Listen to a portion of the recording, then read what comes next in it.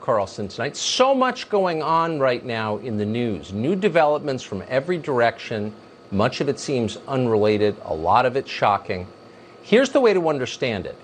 In an election year, everything significant that happens is about the election. So all of these developments are in fact related. And here's the core question in every election. Who's up and who's down? As of tonight, the president is down double digits in the polls, and there's not much question about why that is.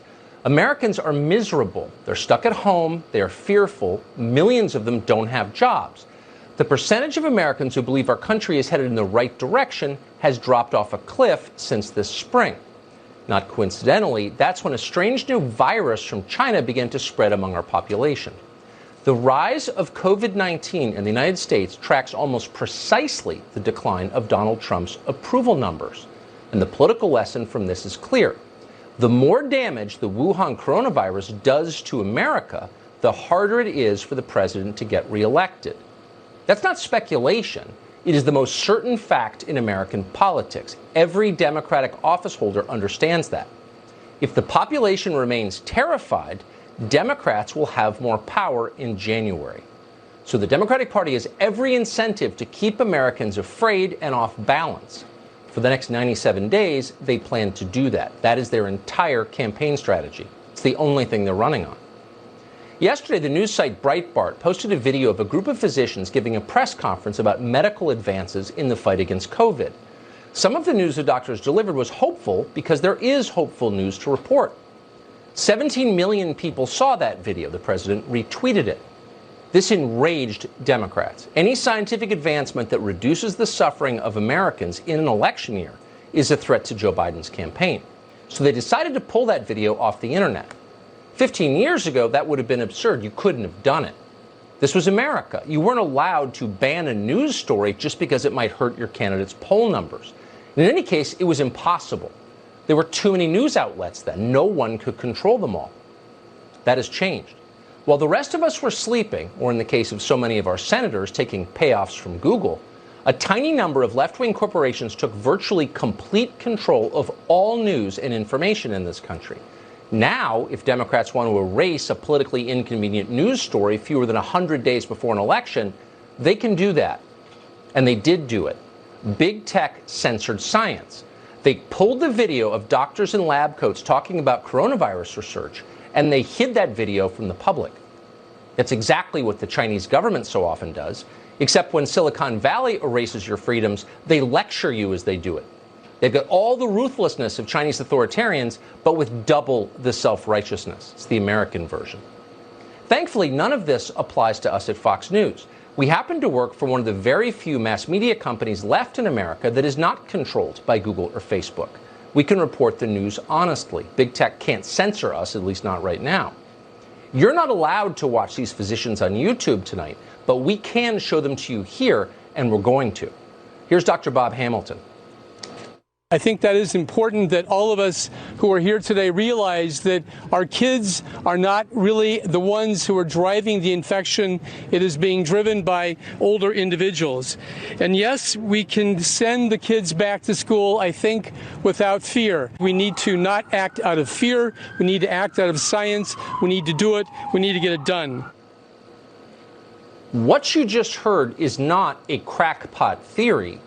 It is at the center of mainstream science. Increasingly, what you just heard represents the consensus among physicians and researchers around the world. Children are not meaningful vectors for the coronavirus. Worldwide, there is not a single recorded case of a student infecting a teacher with the virus, not one case. And that's why so many nations around the world are reopening their schools this fall. But we're not. We've got a presidential election in November. Children must suffer so that Joe Biden can win that election. That is the imperative, the political imperative driving our so-called health policy. But you're not allowed to know that, so they pulled the video telling you that. Here's another physician from the same press conference called Dr. Stella Emanuel. There is a cure for COVID. There is a cure for COVID. It's called hydroxychloroquine, it's called zinc, it's called Zithromax. And it is time for the grassroots to wake up and say, no, we're not going to take this any longer. We're not going to die.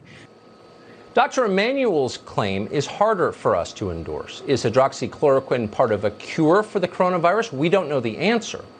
We do know that many frontline physicians around the world have prescribed hydroxychloroquine and continue to prescribe it. We've interviewed some of them on the show. The drug appears to show promise in treating some early-stage patients. That's good news. The science on hydroxychloroquine is not settled either way. Science rarely is settled. That's why it's science and not, for example, radical feminist theory. Science is constantly evolving as we test and retest our assumptions against observed reality. That's the whole point of science. Unfortunately, reality is not the point of politics. Winning is the point of politics, so they scrubbed that video. Here's more of it. My message to Dr. Anthony Fauci is, when is the last time you put a stethoscope on a patient? That when you start seeing patients, like we see on a daily basis, you will understand the frustration that we feel. And you need to start feeling for American people like we, the frontline doctors, feel. And you need to start realizing that they are listening to you. And if they're going to listen to you, you got to give them a message of hope. Oh, that clip enraged them. Because above all, you must never mock the sainted Anthony Fauci. Under no circumstances can you note that Dr. Fauci is in fact very often a hypocritical buffoon who refuses to admit what he clearly doesn't know. If you say that out loud, they will cancel you. Fauci is too useful to the Biden campaign. So until November, Fauci's word must be law even when it doesn't make sense. Criticize Fauci and you will disappear from the internet. And so Dr. Emanuel disappeared from the internet. And then Google's countless toadies online did the cleanup work, the ugly stuff. The Daily Beast attacked Dr. Emanuel for the crime of getting her medical degree in Africa and then suggested she believed in witchcraft because, you know, Africans do that, right? So political correctness is fine with the Daily Beast most of the year.